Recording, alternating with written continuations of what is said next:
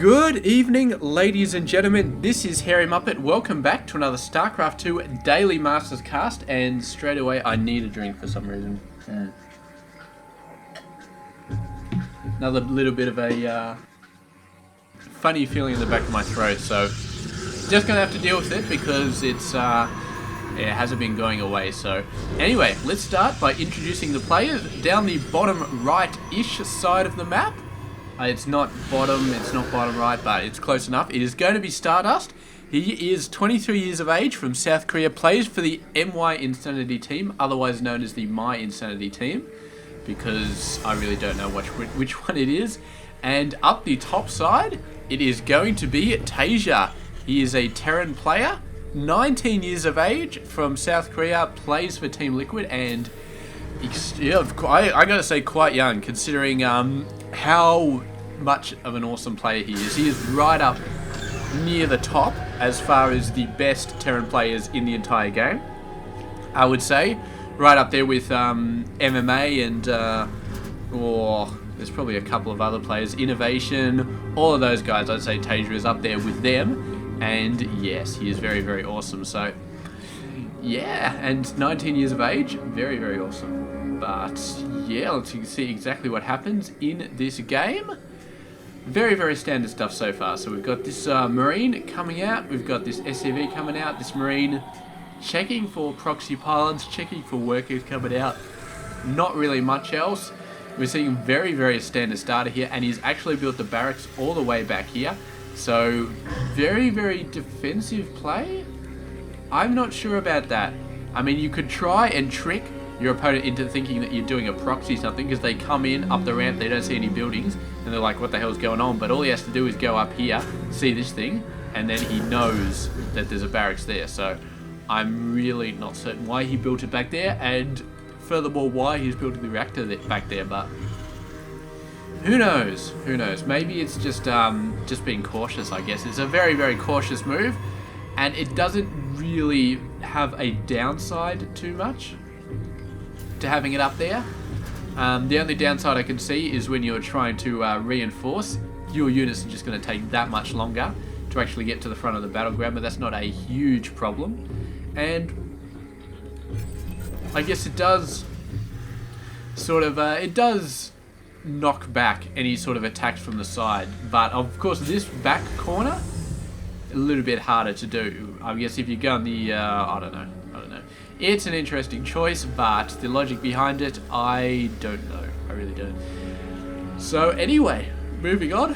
Got the Mothership Core, got a bunch of Marines, and they're just playing tag with each other right now. The Marines tag the Mothership Core, and the Mothership Core goes and hides because it is a big fat chicken.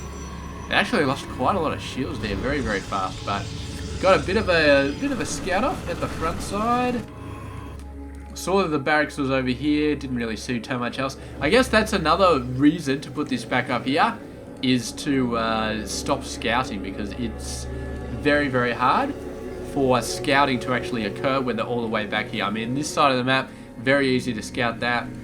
This side of the map, relatively easy, because you just shoot a Mothership Core up in there, and it ends up over there, so very easy. So this probably is all over there just to stop scouting, so I would say that's the reason that he's put him back there, and it did definitely work there. I mean, the Mothership Core got its ass shot out, and it only saw the barracks, didn't see the factory, didn't see the starport coming down, so yeah, good stuff there. These guys, there's something funny about these guys. I think this is the level 30 skins right here. They're looking very, very beefy. Look at that My Insanity thing right there. That is pretty huge. Look at this guy, he's so friggin' ballsy, man. He is going to get shot down by a stalker, but what do you expect? Look at this poor guy, man. Poor guy. And he just sort of vanished into the ether. Here we go, an observer. So StarDust obviously not happy with the amount of scouting that he's managed to get so far. He's going to send the observer out, see exactly what's going on. He needs to know exactly what sort of buildings are coming out.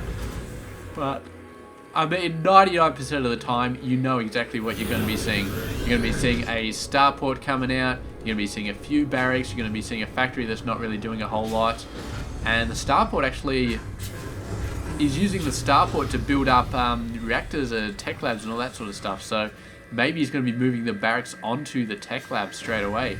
That's an interesting play. It's going to be fairly Marauder heavy, which is actually good versus Protoss. So it may actually be a little bit more standard than I first thought, and I just hadn't realized it. But yeah, it's a double tech lab, double Marauder production. Going to be very, very awesome for dealing with the Protoss early game. So we'll see if he goes ahead. He's just building Marines out of all of those barracks at the moment. And this guy is so far undetected, and probably not going to be detected for some time, because maybe a missile turret will come down here. But I don't know. TaeJa hasn't really detected a Stargate yet. So here we go. Widow Mine being burrowed right there. Does get decides to get out of there. Very, very nice. Could have shot a single worker there, but TaeJa making a call to get the Widow Mine back in the medevac, and did a beautiful, beautiful job. I'm sorry, I'm getting a bit yawny here. It's a little bit late, but I had a choice between casting a game and watching Finding Nemo, and I just had to watch Finding Nemo because that's... Do you know that movie actually won an Oscar? It's like that and WALL-E, which I watched a few days ago as well. It's so good. You should go back and watch those movies. But anyway, there was a choice between watching Finding Nemo and casting a game, and I was just like, you know what? I want to watch Finding Nemo. So now it's like 9 o'clock and I'm starting to get tired, but I've got to get this game out for tomorrow. So yeah, a bit unfortunate, but what can you do? Hopefully the action will start up very, very soon, and that'll be enough to keep me talking full time, which I don't yawn anywhere near as much when I'm actually talking. So it's when I stop talking, when things start slowing down, that the yawns start coming out. Most of the time anyway. Very, very nice. Widow Mine got taken out there, and oh man, this Marauder is actually looking pretty awesome. Oh, he's got the Carbot, the Carbo. Is it Carbot or Carbo? I'm pretty sure that's not a silent T in Carbot, so probably Carbot.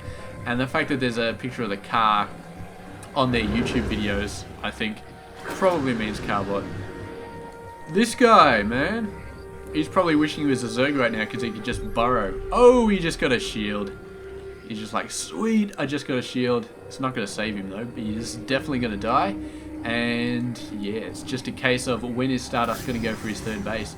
Actually stibbing up and running away. I'm not sure if TaeJa actually told him to do that, or if the Marine just said, screw this, you know what, I'm taking control, I'm getting out of there. I don't care what TaeJa wants me to do. I'm getting the hell out of here. Let's have a look at the army sizes so far. So army size, 62 over 50. TaeJa with a bit of a lead. StarDust with a bit of a worker lead. If we have a look at the units, 8 Marauders, 28 Marines, bunch of medevacs and Vikings versus, yeah, fairly decent amount. Those 3 Colossus are really, really going to make a difference. TaeJa needs to be pumping out the Vikings, and he is doing so 2 at a time. So far, I think it's a fairly even-ish sort of game so far, although it does look like StarDust has a bit of a upgrade advantage. We've got 1 weapons for TaeJa, 1 for StarDust. He's got most of the upgrades he needs. I think he's getting Zealot legs as well, which is going to be good. TaeJa has all 3 of the basic Marine Marauder upgrades, so that's pretty good stuff. He's fully set on the Triple M. And he's actually getting vehicle weapons as well, which is going to be for his Vikings to support those. Now he's going to try and go in, snipe this base. Colossus are in range though, so he's going to get the base, then he's going to get the hell out of there. And then there he goes. The Stalker's actually moving in, and he saw an opportunity to kind of shoot them, but he shot him 1 volley, and then the Colossus was within range. So both players doing an exceptional job there. StarDust chasing TaeJa around. Yeah, pretty good stuff. Actually left the Marauder behind. The Marauder had almost no health anyway, so just enough to slow those guys down. Actually warped in Zealots from the pylon over there. Beautiful timing there by StarDust. But TaeJa, he knows when to go in and shoot, and he knows when to run away, and he showed us exactly what to do right there. Beautiful snipe of that Nexus. Very, very well delayed. And now TaeJa is on 3 bases, and Mr. StarDust only on 2. So that is going to give TaeJa a nice advantage right here. And hopefully it'll allow him to really push up his army size. He did take a bit of losses there, not a huge amount, but he's definitely going to be catching up right now. Still only building 2 Vikings at a time, which I think should be enough because StarDust is only building 1 Colossus at a time. If he was double pumping Colossus, then it might be a different story. But here we go. Actually, I don't know what TaeJa was doing moving those 4 guys out. May just been a small bit of scouting and stuff like that. Setting up another pylon over there. Interestingly enough, TaeJa not taking out the pylon over there. He must have known that Zealots came from that direction, or maybe in the heat of the moment he didn't quite realize it, but he has not taken care of that yet. Maybe those dropships are going to see it, but there's so many pylons absolutely everywhere, so it's a bit hard to keep track. Not quite going as far. He's actually dropping off here. It's interesting. Yes, he does know the pylon is there. Not fooled. He's just taking his time, and now he's going to be taking it out. And we'll see if he actually gets the other pylon as well. He may indeed see it, but there's no reason to suspect there is one. So he's just sending a single Marine out.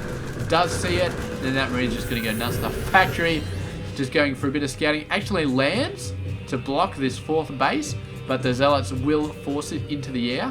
And yeah, he's not going to be landing anytime soon while those Zealots are standing there. When the Zealots are moving away, so it doesn't look like Mr. StarDust going for a 4th base as yet. He's only just got his 3rd base up and is not losing any time at all in catching up on the worker numbers. So both players have got a ton of workers right now.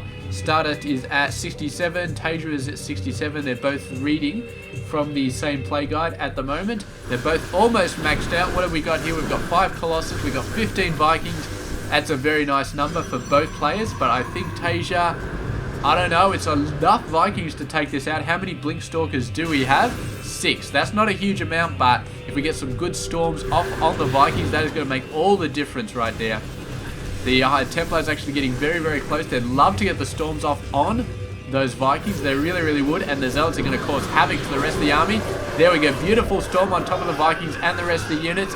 And TaeJa is actually falling back here. The Vikings are doing a fantastic job, but the Zealots are very, very hard to push back. They're just swooping in there. And TaeJa with his 15 Vikings wins the air battle, but he's looking very, very dodgy on the ground battle. The Zealots finally ending up meeting the bunker. And oh, a storm coming down on the Vikings as they land, and this is just brutal. All of the Vikings are going down. The Zealots are cleaning everything up here. TaeJa with his reinforcements might be able to force this back, but I just don't know. His army is he's not too far behind actually, so the reinforcements are really doing a good job. But now with Archons out on the field, StarDust really pushing the advantage right there. The Colossus did a lot of work, and the Zealots finished the rest of them off, even though the Colossus all went down. TaeJa, can he make it happen right here? Can he hold this off? I just do not know, because of course Mr. StarDust going to be continually just spooning in those reinforcements. Once this pylon gets up, it's going to be absolutely crazy. 3 Archons coming on in, trying to do their absolute best, and it looks like StarDust is moving on in there. He's not quite ready to go into this base yet. He's happy just staying out and yeah, just sort of juking around here. He's taken out the 3rd base. He does not know about this base, but he can probably guess that that base is going to be out there, so I would not be surprised to see a bit of a scout moving out there. And meanwhile, he's just pumping up his forces. He's got a massive army, 110 over 80, and he's over the worker amount at the moment, so TaeJa is in a bit of trouble right here, and we'll see exactly how this battle goes. No, he's falling back again. StarDust just not quite ready to commit as yet. He's going in now. He's moving in. He's taking the battle to Mr. TaeJa, and the Archon's doing a phenomenal job right here, an absolutely phenomenal job.